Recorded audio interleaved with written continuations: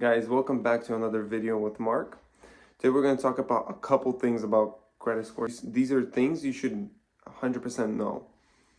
First things first is obviously if you're opening a new credit card, if you never had a credit card previously and you're opening a new card, there's going to be a secured line of credit, they call it. Basically when you open a new account and since you never had an account, they want that security. So it depends. You could give $1,000, you could give $500. You give them that money, and then they use that money as a line of credit. So in that way, if you default and you stop paying them, they have that money. And it usually goes through a 6-month period. Once that 6-month period is over, they give you back your money. So that's 6 months, then they give you back. So the way I had it with me, it was I gave them $200 and I used a line of credit for 6 months, and then they gave back my $200, and then they let me have a credit limit of I think like $1,000 or $500, something like that. I don't really remember, but that's usually how you start. Some people have it differently. Some people just get a credit card, but sometimes some of these bureaus do want this, especially let's say you have a bank with Wells Fargo. The Wells Fargo bank is possibly going to just let you open up a credit card. But if you go to like a Discovery, they're probably going to want to first have the secure line of credit. Some people don't know how you get a credit score and what's the breakdown. So I'm going to quickly run through the breakdown of how you get a credit score. Where does this number come from? 35% of your score is actually determined by your repayment history. And that obviously just means how are you paying on time. It's just like, are you missing your payments? If you're missing payments, first things, what you got to know, if you miss a payment, you have I think it's like a 30-day time frame. Don't quote me on this, but it should be a 30-day time frame where you could just give them a call and be like, guys, can you fix this? Like, I know I missed my payments, and they'll clear that from your credit. So you could clear late payments, but if you're constantly doing it, obviously it's going to say it on your credit report. If it just happened that you actually just forgot by accident, you could fix that. So that's 35% of your credit score. Utilization is 30% of your score. So this is a different, really important aspect of your credit score. So these two parts, the repayment history and the credit utilization, is already 65% of your credit score. So just make sure you're paying attention to these two parts, because this is where a lot of people mess up. Utilization, people don't really pay attention to it. Yes, they pay attention to the repayment history, but they don't pay attention to the utilization. What is utilization? Just think of it this way. Usually they like it below 30% utilization. So let's say you have a credit limit altogether of 10K. If your utilization, if you spend up to 10,000 a month, that means your utilization is 100%. Guys, one thing I missed, sorry about this, this is me from the future, but basically one thing I missed that I noticed is about credit utilization. Your utilization is counted only when the statement is due. So let's say you have a month to pay off your credit.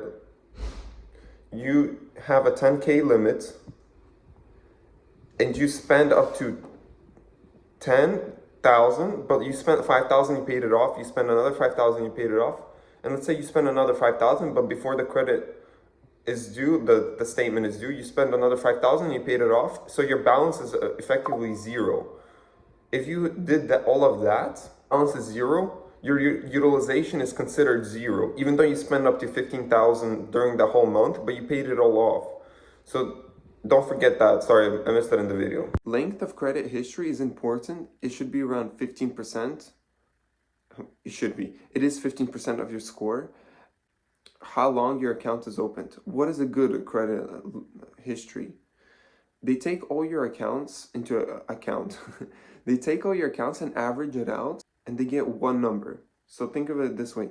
If you have an account that's been open for 10 years and you make a new account, so you only have 2 accounts, and you had one that's open 10 years and then one you recently opened, your average account time is 5 years. That's still pretty good, but if it's below 2-3 years, it's pretty bad. Like there's a whole grading system that we're not going to get into, but there's a whole grading system. On grade A is pretty good, grade B is all right, and it just continues. But 2 to 3 years is pretty decent, but if it's 5 to 7 years or 5 to 10 and 10 and plus, like that's really good amounts of your credit. But this is only 15% of your credit score. Think of it this way, the length of your credit history plus your utilization and plus your repayment history, that amounts to already 80% of your score. These are literally the three most important and the ones you should actually pay attention to. Most people have problems with just these three, such as new credit, that's 10% of your score. New credit is 10% of your score. Think of it like this. Whenever you open a new card, that's gonna show up as a hard inquiry. Or a mortgage or a loan is gonna show up as hard inquiries. And what is a hard inquiry? It's literally that you open a new loan or something, or you actually try to open up a loan. Even if you didn't open up a loan, or a new credit card, they're still gonna count that as a hard inquiry. It's gonna mess up your score. Especially if you have a lot of hard inquiries, that's really bad. Even one hard inquiry within the last 6 months is gonna bring down your score by a lot. But if you have like 2 or 3 or 4, I mean, your score is just you're gonna see your score go down. We have 10% of credit mix. What is credit mix? It's just like the different types of credits. Like if you have a car loan, if you have credit cards, what these credit bureaus do like looking at is at the different types of loans you have, like car loans, mortgages. You could also, this is what I'm doing currently. And currently, my rent payments are getting reported to the credit bureaus. Yes, it's a subscription of like $5 a month, but they report my rent payments, and it's basically like a mortgage for me. Guys, length of credit history, repayment history, all these five things that we talked about. This is literally the most important parts of your credit score, and obviously you got to take into account and got to understand where exactly your credit score is getting crippled. If you have a low credit score, you got to know exactly, like I have a low credit score, kind of, but I know exactly where it's wrong. This is also one thing I would like everyone to think about. If you're looking forward to buying a house, think about this. Check your credit score is like number one. Like you have to know your credit score is literally like the number one aspect of buying a house. Know your credit score, and then you have all these other steps.